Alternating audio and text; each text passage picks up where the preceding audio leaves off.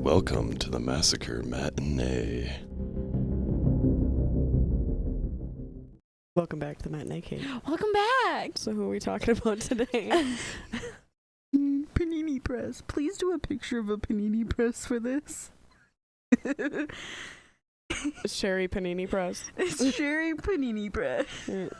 Papininis. Is that what I said? It's Papini, right? Yes, Sherri Papini. Papini. I love that this is your case, but you've got to confirm with me on the name. Dude, I'm horrible with fucking pronunciations. I understand. Okay, well, she's fucking known as Sherri now. All right. All right, this one's actually... We do a lot of cases that are 1990s, early 2000s kind of stuff. But this one's... What was happening when we were young that we were too young to understand? A lot of shit. The whole world. 2008 recession, I had no knowledge. I do, but Well, I wasn't like 8 years old at the time. Well, you gotta Little think. fetus. If it's like it's 2023, I'm turning 2020. 2023, I'm turning You're turning 2023. Yeah, it's the year's 23, so I'm turning 23. Okay. I have the fucking So you've got best. easy math. Whoop-de-doo. I'll never fucking forget. But if I do, then we know that my dad wasn't lying. So maybe we should actually get to the story. the story. Yeah. So Sherri Papini. I don't have any background because before this all happened, she kind of wasn't anybody. The whole family kind of just wasn't anything. There was nothing special about them. Just average Joes. Average Joe. I mean, I feel average like every 20 case starts with an average Joe. right. Well, because this is my first non-murder in like a long time. Well, you had No a one couple of dies. survivor cases, though. So Couple, yeah. You're just trying to lighten it up after Ed Kemper. My next couple of cases, I don't think no one dies, but it's not. A lot of them aren't nice. So November 2nd, 2016, Sherri, she's out jogging. She was a very active person and everything like that, so she always had a morning jog, and she apparently just kind of disappeared. Out of the blue? Out of the blue, disappeared. And, like her husband tried finding her and whatnot, and like reported her missing, I think the same day. Okay. Just Very attentive, at least. I mean, just, if I go missing, I'd like to think that Drew would report me within 24 hours, but realistically, I mean... yeah. And like the whole, you gotta wait he 24 most definitely hours would. before reporting someone missing, that's kind of not That's not true. That is It's not not. true. You could be missing, like, hey, this person was supposed to be here at this exact time. They're always here at this exact time every single day, and they're not by, like, an hour and a half with no contact. Then you can go report them missing. They won't necessarily do a whole lot right away, but the urgency comes with time. yes, But especially if you get a it's report, a child. Yeah, if you get that report in early, it can really help set timelines for... Especially if it's like, hey, my kid didn't get off the bus when they were supposed to. Well, I mean, we are a true crime podcast. A lot of the time, if they're talking about missing persons, it's not necessarily a good outcome. No. So getting that report in there as early as possible can help set a timeline should the worst case scenario happen. Right, because I think what they say within the first 48 hours, if there's no leads or any kind of thing like that, then at that point you're basically looking for a body rather than a living person. Yeah, that's usually the assumption. And it can be less or more depending on age. Right, like with kids, they basically, unless it's like even, like we had that 8-year-old boy that got lost up in the Porkies and everything like that. Dude, that kid was a trooper, though. Yeah. He was talking about how he's like, oh, I knew what kind of snow to eat so then I could have water. I knew where to, like, hide because he watched all these, like, survival shows with his grandpa before going. Oh, that kid was a fucking trooper. The smile on his face when he got found and he got to ride on, like, the back of a couple of the people that found him, because it was just, like, a bunch of, like, friends that were like, you know what, fuck it, let's go try to find this dude, and they were actually able to find him rather than the search teams. And it shows that you need people from the area where these people go missing to look for it, because I don't know if any of you guys know how the Porcupine Mountains are, or Lake of the Clouds, that kind of area. it's dense woods, and it's cliffs and hill, like it's crazy. It's not somewhere I would personally want to get lost in. Right. So this is kind of like a close to timeline with us, because 3 weeks later on Thanksgiving Day, November 24th, Sherri just kind of shows back up. Like, I'm back. My vacation's over. What did she say, like, happened? Well, so she's found at 4:30 a.m. like walking down the highway. Someone like picks her up, and she's like, "Hey, I was kidnapped."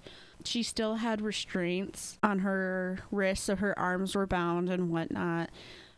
She was found on Interstate 5. For people in California, they'll probably know that because it was Cali area. 150 miles away from where she was last seen. Okay. So where was she last seen, like in her hometown or whatever? Yeah. Okay.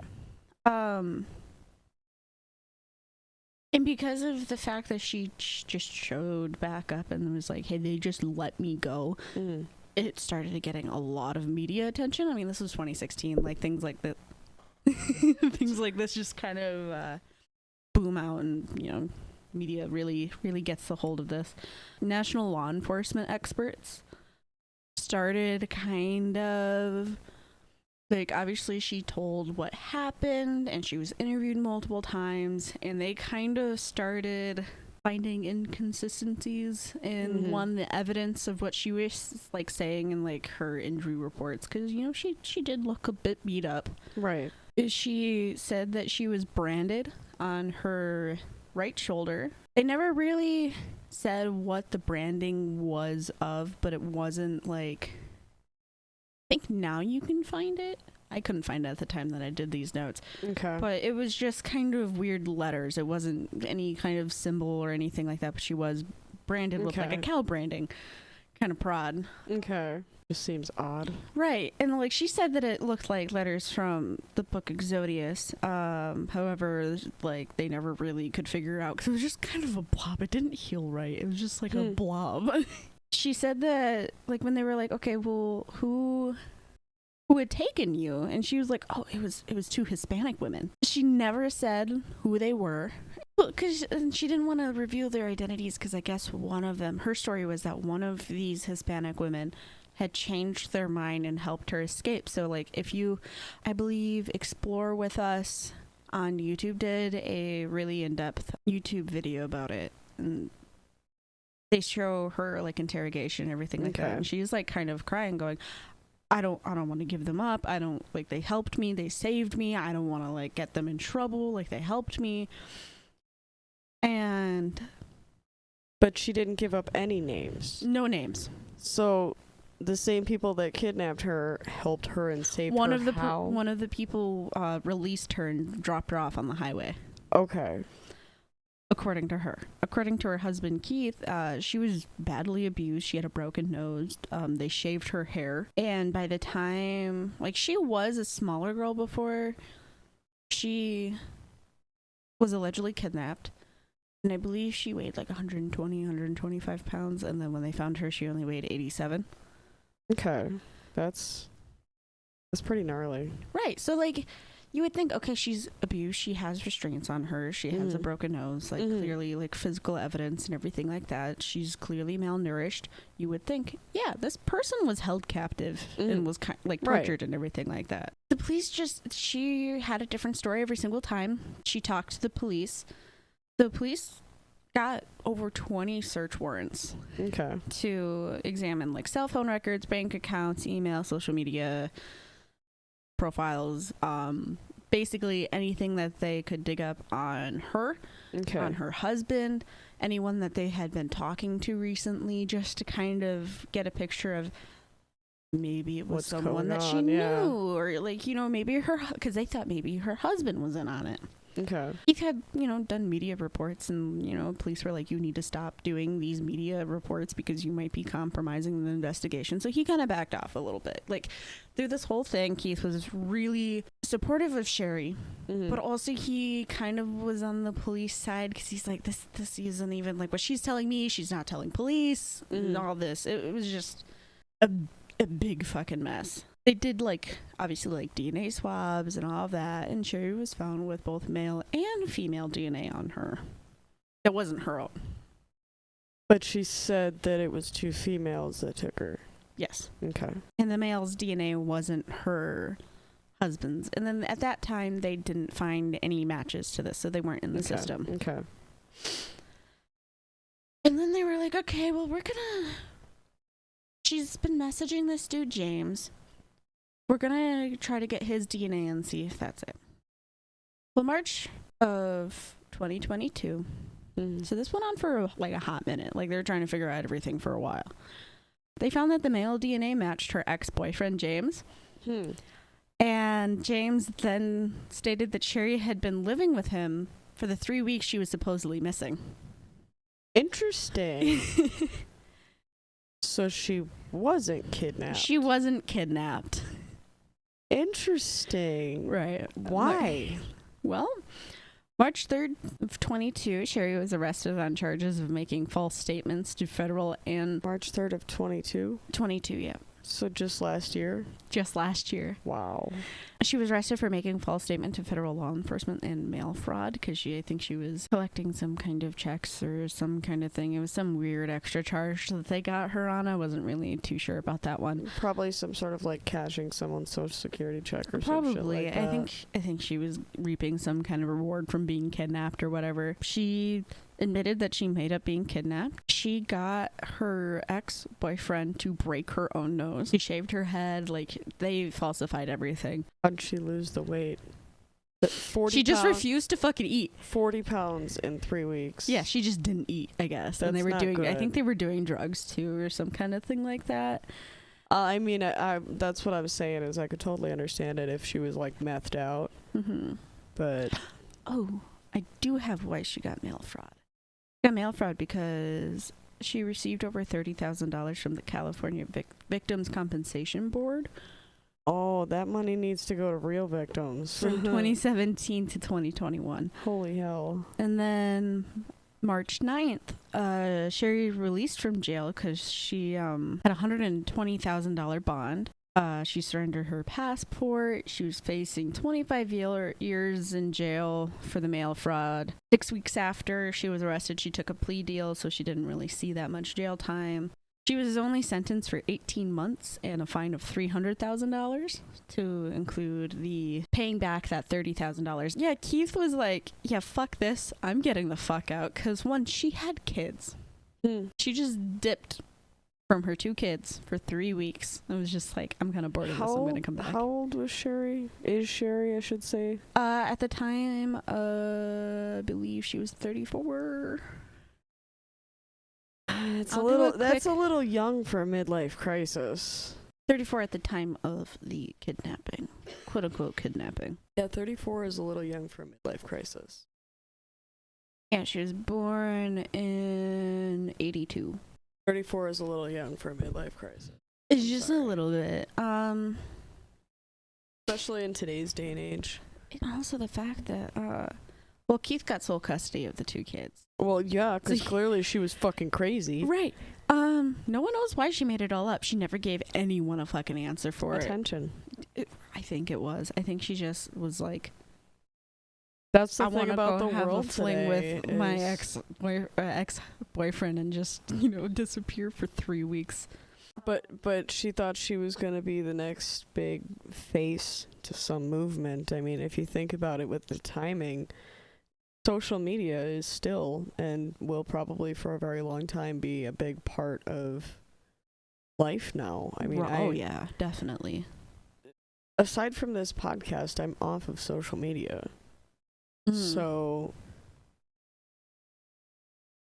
I mean, based on what I see around me, I can totally see someone doing that for attention.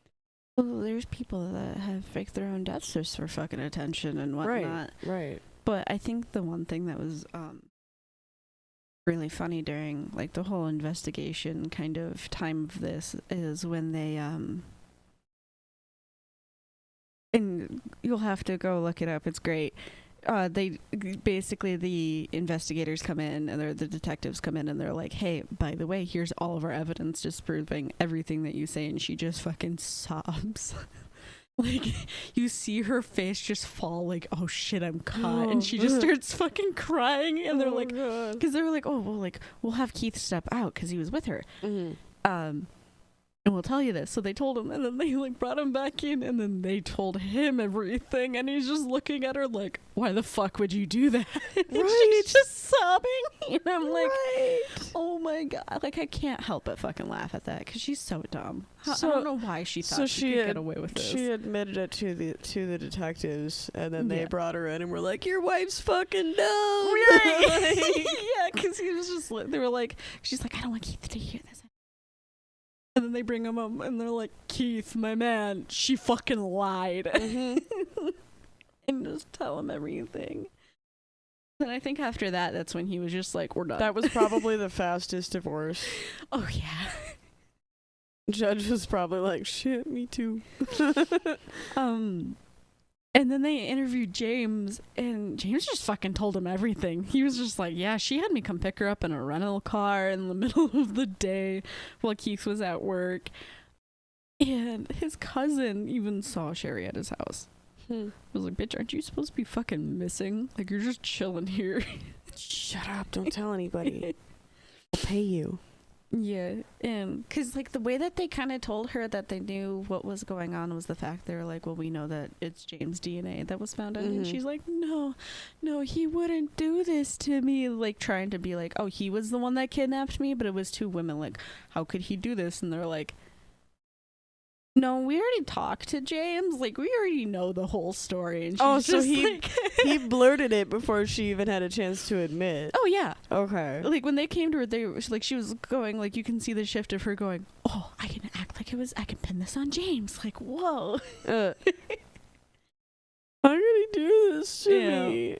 So this is one that I did actually hear the Ewu episode on, and it's honestly, I recommend. It's a good one. If you want one that's a little bit more in depth with a lot of the details, go into it. But a lot of it's just the same thing said over and over again. So it's the thing about a lot of Ewu's episodes is they get a lot of exclusive, like, police interview footage and stuff that we don't have access to. So that's actually, especially when this podcast first started, that's where I got a lot of my sources. Great. He's great. I love him. But I don't pretending to get kidnapped and then immediately blaming a minority group. Like, why do people do that? I hate that. But there's a nice short sweet, a dumb bitch being a dumb bitch. Yeah, that's for sure. So this is going to be one of a couple of short episodes that we're gonna do. Next week's episode is actually going to be pre-recorded hunting purposes. Yeah. So instead of recording an episode, we're going to be sitting in a hunting blind, and the following Monday you'll hear all about a hunter in Wisconsin. Yep. We'll put an Instagram post. We'll show it. If we get something, we'll put an Instagram post. We were making jokes. I think I've about got like recording. 2 posts on there right now. The frog was gonna help with it, but the frog's also a mother, so it's tough. Yeah, we were making jokes that we would just record while hunting and be like, oh, so this person decapitated. Hold on, bang. Realistically, we can. We could. I'm just saying, because we could do it with the headphones even. Because it would be our ASMR episode. It would be. We'd have to get a headphone splitter, but we could plug it into my phone while we're out in the woods and record it through headphones. You know. Yeah. If that does happen, if that does happen, if we do end up recording while we're out in the woods, that'll be a bonus episode. That'll be a little snippet. Yeah. We'll have a little story. Just an itty-bitty little one. So we'll see you next week for the Wisconsin Hunter episode, even though we're recording it in 5 minutes, because... Yeah. The next couple episodes you see here, not see. Here. Maybe see. Well, You use some they kind could of stare one at of the your sentence. They could stare at the sentence, oh my Spotify screen if they really wanted to. The next couple of episodes are going to be pre-recorded, though, which is what she was trying to say. Yeah, before just I had my because- first stroke of the day. Yeah, it's okay. You've only got like 4 more pre-recorded episodes to get through. We're trying to get ourselves a little bit ahead for the hunting season because we're going out hunting together next week, and holiday season. It's all Dude. just we're trying to be prepared. We're Go trying. us. Go us. We're Adulting. trying to be smart. We're trying. We're trying. Let us know how we're doing, and let us know how this case was too. I brought the doozy scale back, and Yeah, I saw that. I think we're gonna make this the dummy scale. Yeah. 1 to 5 dummies. How dummy she be? Mm-hmm. There's So- a good chance that I might get into some culty stuff soon too. Yes. I'm really wanting to do Jonestown. Yeah. So bad. So bad. So man. So we'll see you guys next week. Bye.